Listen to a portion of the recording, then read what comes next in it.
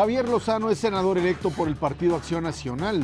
Fue secretario del Trabajo y Previsión Social de 2006 a 2011.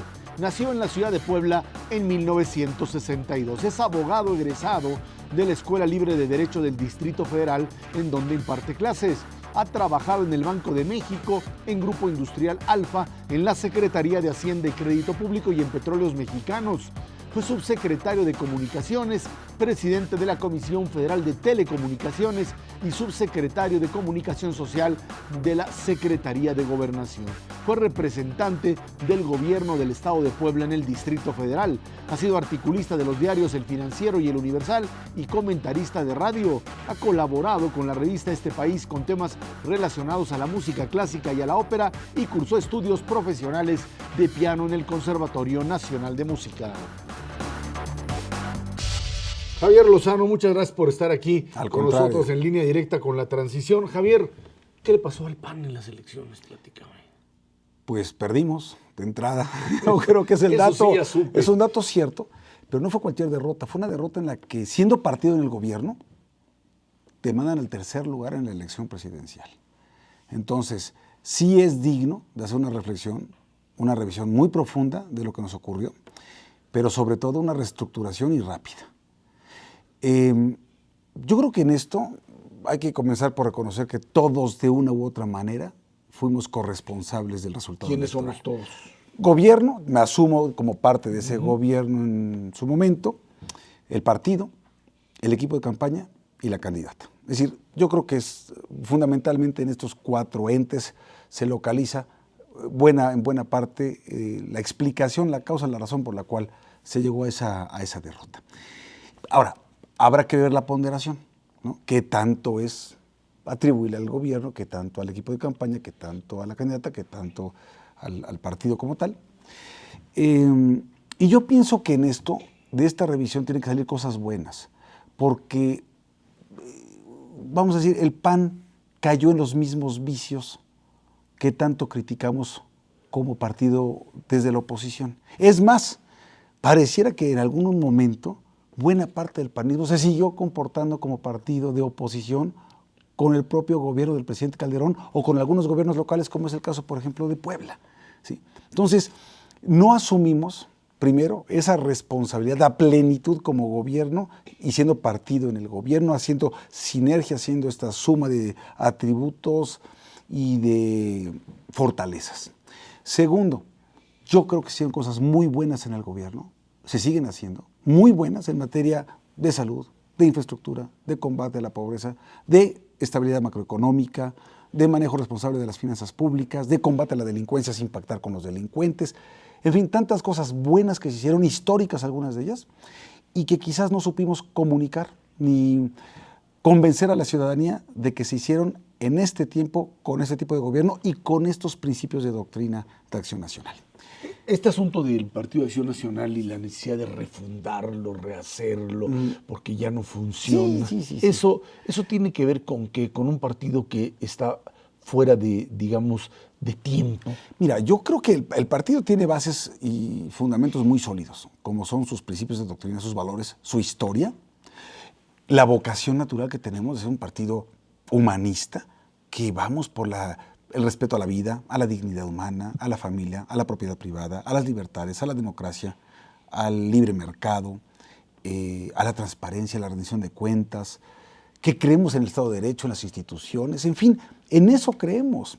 ¿Qué es lo que pasa? Que de pronto parecía que hubo una distancia, un distanciamiento entre esos valores y esos objetivos o esos propósitos con la acción del gobierno en algunos gobiernos o locales o municipales, en la actitud o conducta de algunos legisladores, o insisto, en nuestra incapacidad de comunicarnos con la sociedad para decirles, estos somos nosotros y esto estamos haciendo. No saben comunicarse los panistas. Fíjate que yo creo que no lo hicimos adecuadamente.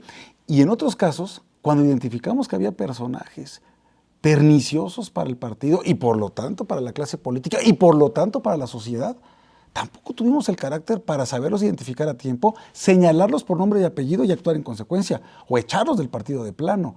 Entonces, y otra, que yo sí identifico como una gran causa de toda esta problemática. Somos un partido de viejos en un país de jóvenes. Es decir, Nuestra militancia promedio es de 49 años de edad, en un país de edad promedio de 27 años de edad. ¿Qué nos está diciendo esto? Nos alejamos, nos distanciamos, no solamente no nos acercamos, no dejamos que se acercaran, no los escuchamos y mucho menos representamos a los jóvenes. Para entrar al partido es verdaderamente pues un viacrucis. Yo me tardé 2 años en entrar al partido, ya siendo secretario de Estado. Es muy difícil, pareciera que incluso la forma de afiliación de esta militancia, primero adherente y luego activa, con todos los requisitos que se te imponen, no necesariamente estamos abriéndonos a la ciudadanía como debiéramos. Y luego otro vicio, este me parece más grave, la manera de seleccionar a nuestros candidatos. Candidatos que pueden derivar de procesos, entre comillas, democráticos, que son arreglos de contiendas internas que nos ocupan mucho más en ver quién es el padrón de militantes, cómo tenemos que conquistarlos, cómo les tenemos que llegar, cómo logramos que vayan a votar el día de la votación y que emerja de ahí el candidato. Puede ser el candidato más popular frente a ese padrón, probablemente, pero no frente a la ciudadanía.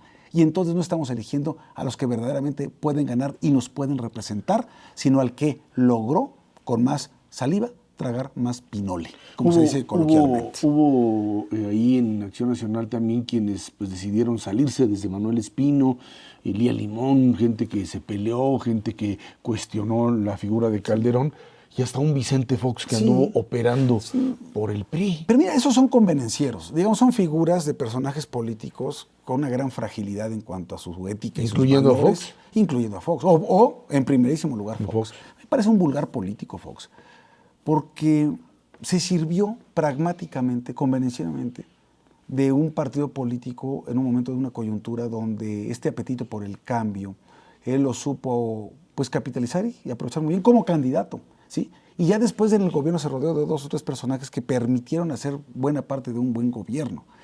Pero él, por lo visto, totalmente hueco en la parte ética, doctrinal, de valores, de principios, de panismo auténtico. Y no estoy diciendo el trasnochado, no estoy diciendo el que es congruente entre lo que se piensa, lo que se dice y lo que se hace.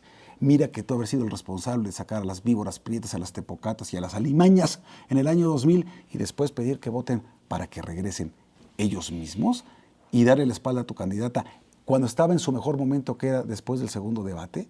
Eso es una gran traición en este partido y en cualquier partido que se respeta a sí mismo en el mundo.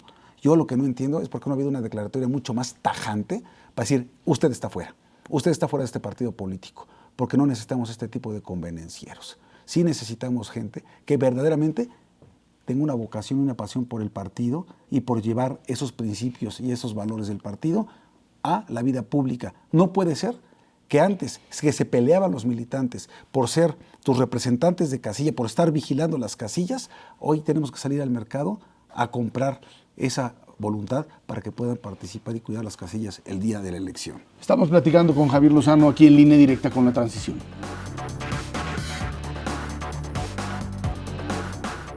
Javier Lozano, cuando pues llegan al Senado, los panistas ahora al partido llegarán en septiembre, simple y sencillamente tendrán que enfrentarse a una realidad que son el partido en la oposición. Bueno, todavía serán 3 meses ahí, todavía como partido en el poder.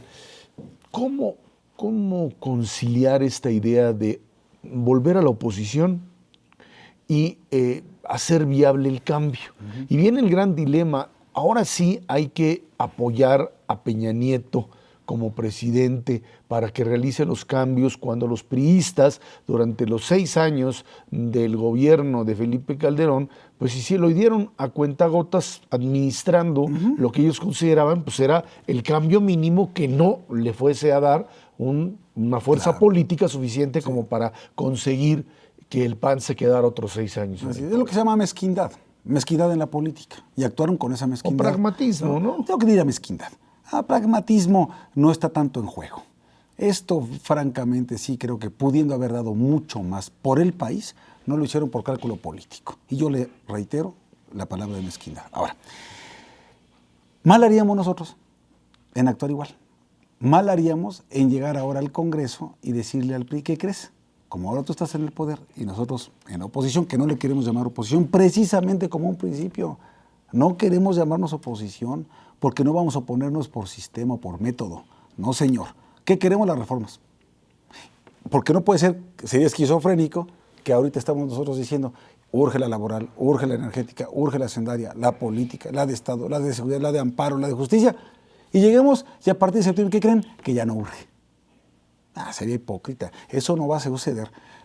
¿Dónde puede estar la diferencia? En el grado, en la profundidad, en que nosotros sí queremos reformas de veras, integrales, profundas. Y pongo un caso, que es lo que conozco más recientemente, la laboral. ¿Qué reforma laboral? Pues una reforma laboral que nos permita aumentar la generación de empleos, generar más empleos, mejor pagados en la economía formal, con previsión social, con prestaciones, con seguridad social, con inclusión de grupos vulnerables, que agilice la justicia laboral en las juntas de conciliación y arbitraje. Sí, todo eso. Pero también que le dé más transparencia y democracia a la vida de los sindicatos. Si los priistas llegan con la misma que tenían o que presentaron, sí, y que luego dijeron que ya no, ustedes les van a decir, no, esa ya no. Bueno, tendríamos que decir, por lo menos esa, pero no basta con esa. ¿Por qué? Porque necesitamos ir más allá. Ahí es donde creo que van a estar las discusiones y las negociaciones. Y en última instancia, también los acuerdos. Aquí lo perfecto es enemigo de lo bueno. Pero nosotros sí vamos a apuntar, o vamos, ya lo dijo Ernesto Cordero, nuestro coordinador, nuestro próximo coordinador, vamos nosotros por las verdaderas reformas. Ahora, si el PRI nada más quiere ir por el 70% o por la mitad de ellas, por otra vez, sus intereses o su cálculo político, está bueno, pero que públicamente lo asuma, que públicamente lo reconozca y que la ciudadanía sepa finalmente quiénes tienen toda esta historia. Lo que sí te digo es que teniendo nosotros la oportunidad de ir por las reformas, vamos a ir por las reformas. No vamos a regatear una sola de ellas, no será por Acción Nacional, por lo que se detenga la agenda legislativa en este país. Tenemos un equipo, yo diría, en el Congreso y particularmente en el Senado, que es lo que me corresponde, de gente muy preparada, muy capaz, muy recta, muy honesta, con carácter y con una absoluta convicción del bien común. Si el gobierno se deja ayudar, van a tener un gran aliado desde el Congreso de la Unión y particularmente en el Partido Acción Nacional. Pero que no piensen que tienen un cheque en blanco, porque tampoco se los dio la ciudadanía. Ganaron con un 38% la elección presidencial de una elección de un 63% del padrón. No es una abrumadora mayoría, la gente no les dio el cheque en blanco, no se los va a dar Acción Nacional, pero no van a encontrar un obstáculo insalvable, un dique o una oposición irresponsable desde el PAN en el Senado de la República. Pueden estar absolutamente seguros de ello. Tienen dos operadores en el Congreso, en la Cámara Alta y en la Cámara Baja, Manuel Fabio Beltrones y Emilio Gamboa, que pues tienen mucha experiencia en eso. No. Y yo creo que es afortunada esa designación, tanto de Manlio como de Gamboa. Me parecen dos operadores muy buenos. ¿Son confiables? Muy eficaces y absolutamente confiables. Son gente de palabra. Yo los conozco hace muchísimos años. Me precio de ser su amigo. Son gente de palabra. Son operadores eficaces y le van a ayudar enormemente al gobierno de Peña Nieto. Ojalá, insisto, ellos con ese liderazgo puedan influir en todo este ánimo hacia lo que es el sistema PRI, incluido su gobierno o sus gobiernos, y se logren los acuerdos que necesitamos. Que sepan que estas negociaciones y esta conciliación de intereses es de ceder, es de dar, también de pedir, pero finalmente de pactar y hacerlo en el momento oportuno. Ahora, ¿por dónde empezar con las reformas? Yo entiendo que esto tiene que ver con el legislativo, el ejecutivo. Los primeros 3 meses, dicen, pues estarán peleándose las comisiones y todo. Esas son las primeras 2-3 semanas, las comisiones. Yo creo que en septiembre ya tenemos distribuidas esas comisiones, sus integración, sus presidencias, secretarías y tal. Y hay que arrancar por la reforma hacendaria, dicen, esa es la clave, por ahí hay que arrancar. Pues no sé si dé tiempo, digamos, de aquí a diciembre, porque tienes que estudiar el paquete presupuestal, primero ingresos y luego egresos, ¿sí? Y entra un nuevo gobierno.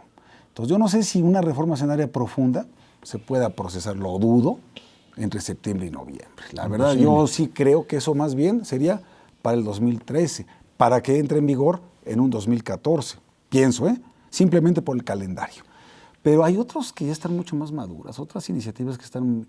¿El asunto laboral? El asunto laboral, el asunto de la reforma política, la parte que quedó fuera de la reforma política está ya muy discutida. Por ejemplo, la reelección de legisladores y de alcaldes, ¿no? Entonces, la reducción de congresistas, de diputados y senadores, sobre todo en la parte plurinominal. En fin, yo sí creo que hay mucho que ya está discutido y que ya es simplemente dar el siguiente paso. En lo fiscal sí me parece que ameritará un poco más de profundización.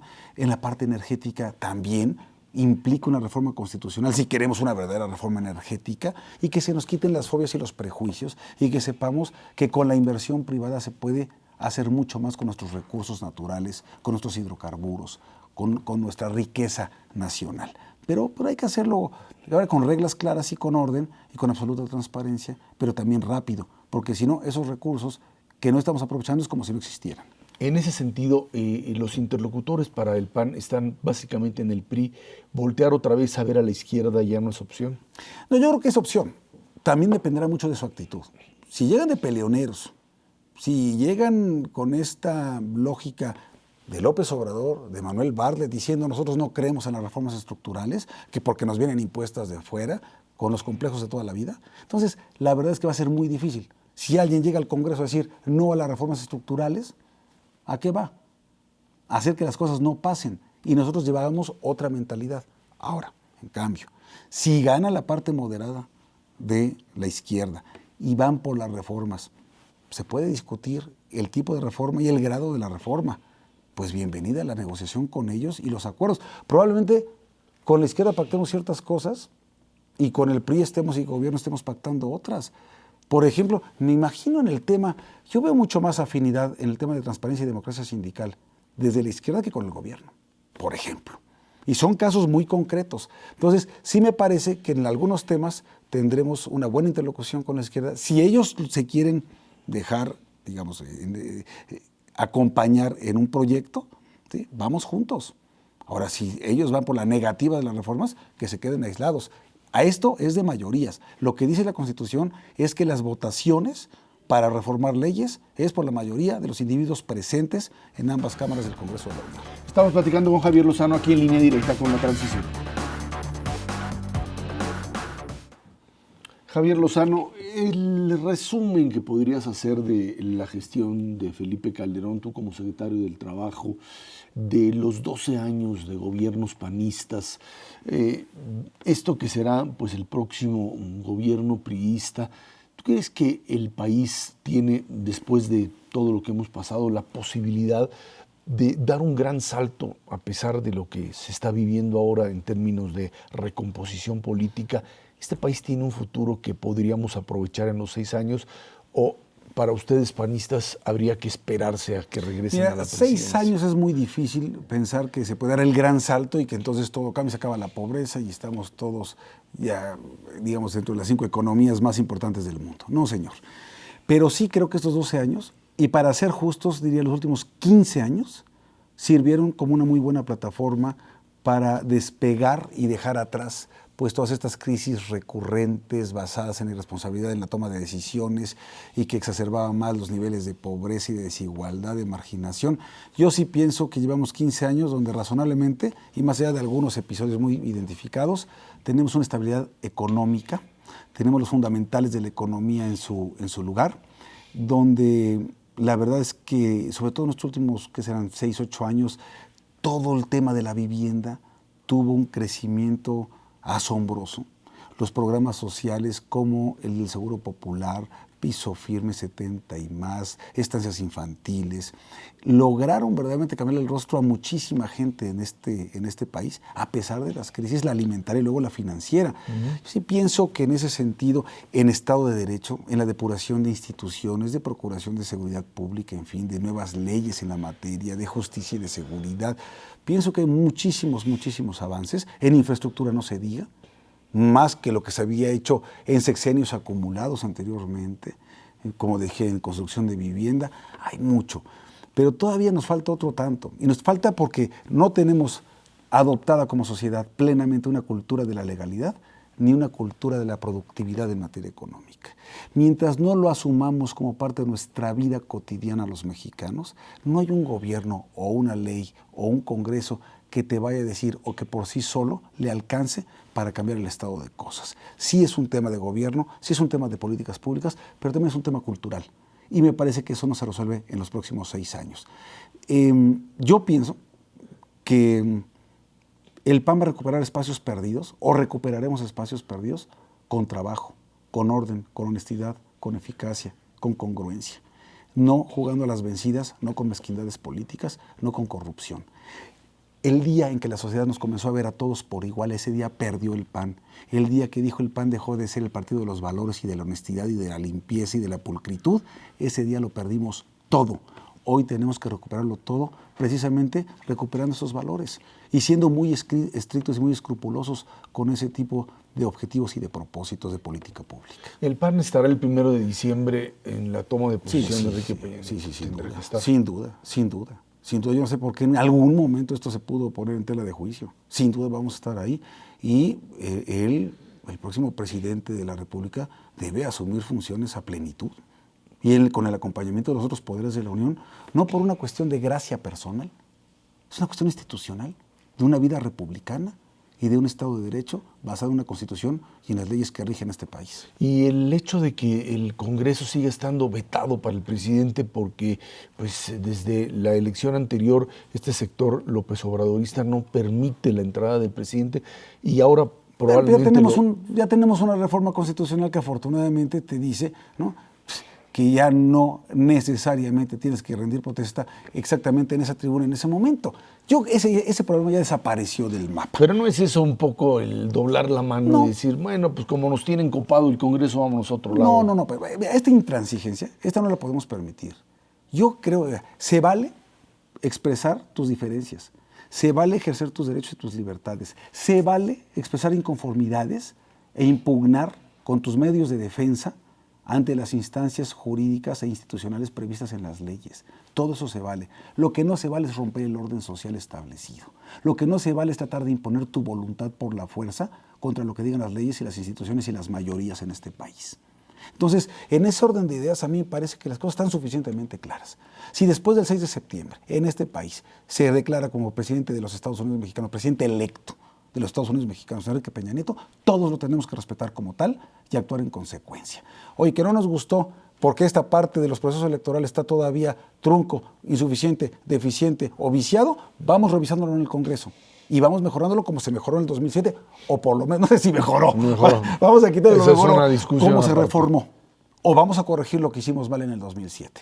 Pero mientras tengamos estas leyes y estas instituciones y estos árbitros, vamos respetándolos, porque esa es la única manera de poder preservar razonablemente un orden social justo. Y que esa intransigencia, que no nos diga, no pasarán por la buena o por la mala. No, señor. Aquí pasamos por la buena o por la mala. Y por la mala significa, ¿sabes qué?, el ejercicio de la autoridad plena. Y yo espero que todas las autoridades, y esto no es un régimen autoritario, simplemente saber imponer la ley. Porque la ley es la expresión de la voluntad de las mayorías, ¿sí? Y nadie tiene, por su disque sano juicio, la última palabra, decir, pues ¿qué crees? Que a pesar de que el Tribunal Electoral haya dicho que es Peña Nieto, yo digo que no es, y que se tiene que anular o que tiene que haber un interinato o una monarquía. No, señor, eso ya se acabó. Aquí todo mundo a vivir conforme a las leyes e instituciones de este país. Rápidamente, ¿el Partido de Acción Nacional y el gobierno de Calderón no fueron débiles frente a esto? No, lo que pasa es que, fíjate, es un poco esos resabios de un pasado no tan lejano, donde había estas expresiones de, oye, ¿y por qué no te avientas un quinazo? Oye, un quinazo, pues un quinazo, le metieron armas a su casa y un cadáver y le sembraron. ¿La ilegalidad? A la ilegalidad, la tentación autoritaria de la ilegalidad, cuidado, porque te la hacen una vez y se puede repetir miles de veces y te puede afectar a ti. Yo sí puedo decir una cosa, ¿sí?, y lo voy a defender en cualquier foro. El gobierno del presidente Felipe Calderón ha sido un gobierno de leyes y de instituciones, de estricto apego al Estado de Derecho. Es un hombre de principios y de ética, de una moral pública intachable. Y precisamente por eso es que algunos quedaron insatisfechos por decir, fueron demasiado tolerantes en tal o cual caso. ¿Había elementos para actuar de otra manera? No los había. Incluso las críticas que ha habido, casi a veces a nuestras propias instituciones del gobierno federal, por algunos casos muy sonados que no resultaron ser, hasta el último lugar, no derivaron en cárcel para los responsables. Bueno, precisamente porque hubo un respeto al Estado de Derecho. Javier Lozano, muchísimas gracias. Gracias, Rafa. Fue Javier Lozano en Línea Directa con La Transición.